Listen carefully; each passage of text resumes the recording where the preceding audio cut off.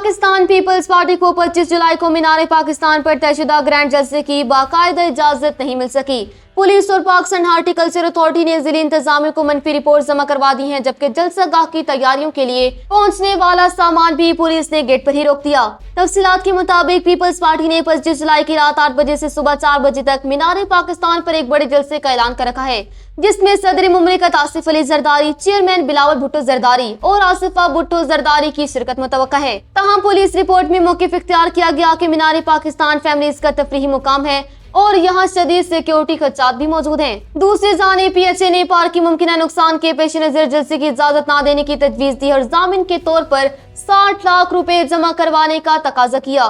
Police ने कार्रवाई करते हुए कुर्सियां, साउंड सिस्टम, जनरेटर्स और लाइट से लदे ट्रकों को मीनार पाकिस्तान के मरकजी गेट पर ही रोक लिया। पीपल्स पार्टी के रहनुमा फैसल मीर ने इंतजामिया के इस इक़दाम पर शदीद रद्द-ए-अमल देते हुए इल्जाम आयद किया कि वज़ीर आला पंजाब मरियम नवाज की इजाजत के बावजूद लाहौर की मुकामी इंतजामिया जलसे की राह में कस्तन रुकावटें खड़ी कर रही है। उन्होंने वाज़ेह किया कि पीपल्स पार्टी तमाम रुकावटों के बावजूद मीनार पाकिस्तान पर अपना कन्वेंशन हर सूरत मुनक़िद करेगी और अपने इस जमहूरी हक से पीछे नहीं हटेगी। इंतजामिया की जानिब से सामान रोके जाने और इजाजत न मिलने के बाद लाहौर में हुकूमत और पीपल्स पार्टी के दरमियान सियासी कसीदगी में मजीद इजाफे का खदशा पैदा हो गया है।